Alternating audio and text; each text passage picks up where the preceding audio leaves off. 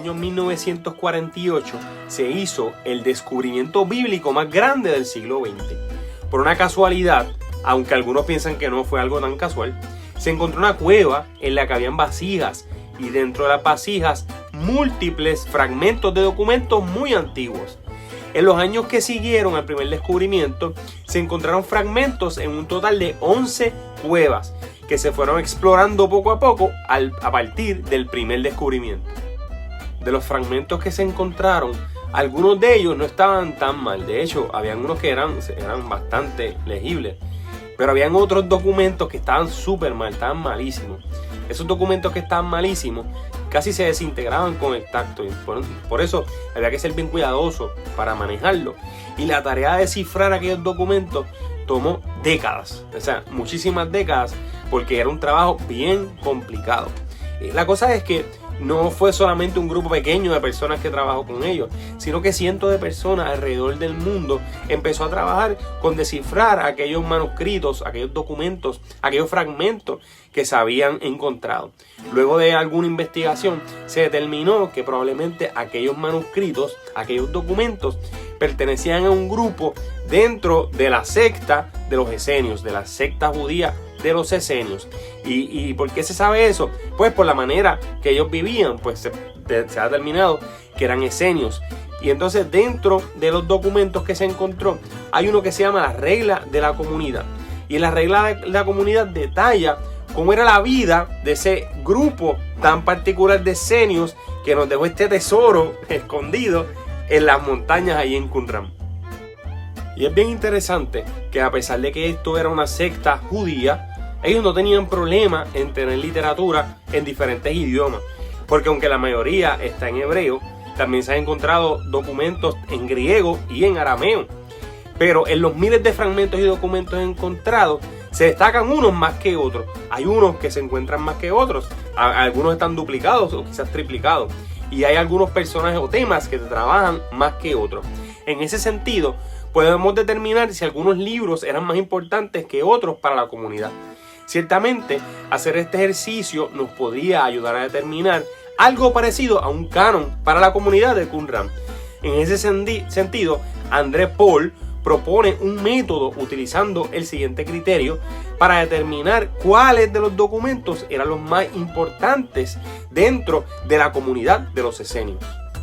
Y las preguntas para esta encomienda son las siguientes: el número de ejemplares de cada libro en específico, las citas identificables dentro de los libros, los comentarios o citas comentadas de un pasaje o de un libro dentro de otro libro, la existencia de escritos derivados o relecturas o también paráfrasis, y la traducción de algunos documentos específicos a otros idiomas como el arameo o el griego. Siguiendo este criterio propuesto, los primeros libros que definitivamente eran sagrados para la comunidad de Qumran eran los libros de la Torá, o sea, los libros de la ley o nuestro Pentateuco. Aunque hay que decir algo, no todos los documentos de la Torá concuerdan con la Torá que hoy tenemos. O sea, la Torá de Qumran no concuerda 100% con la nuestra. De hecho, a veces los documentos encontrados se parecen más al Pentateuco samaritano que al texto masorético. Y el texto masorético es la base que nosotros usamos hoy para nuestro Antiguo Testamento. Sin embargo, no cabe duda de que la Torá era central en todas las sectas judaicas, en todas las que conocemos al menos. Pues para esos grupos era la escritura sagrada primordial.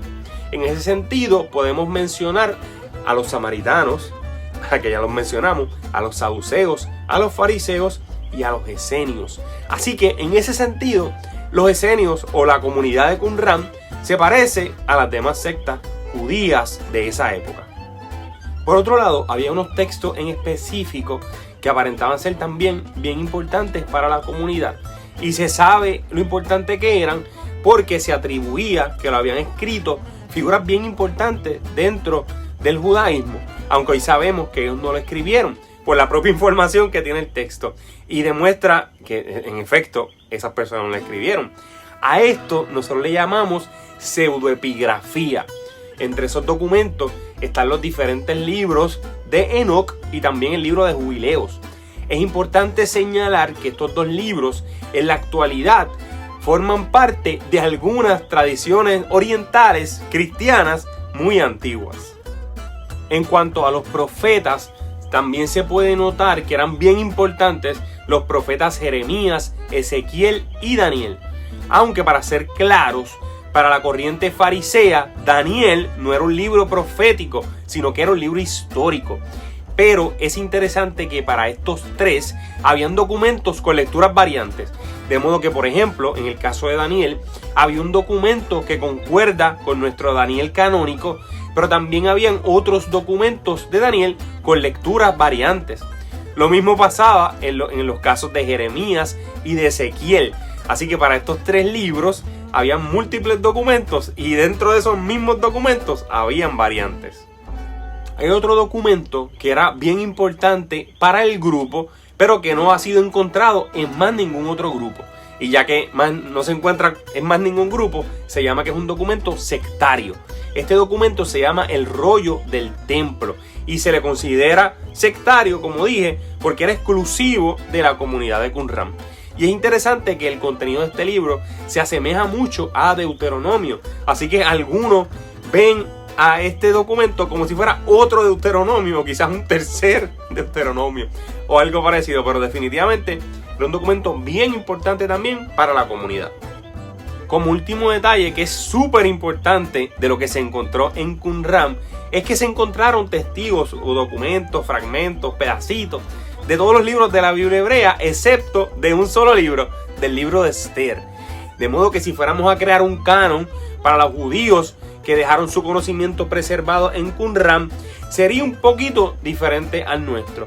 De modo que no deberíamos hablar del canon hebreo del siglo I y un poco antes como un canon exclusivo e idéntico a nuestro canon actual, sino que para esa fecha, para el siglo I, había más de un canon.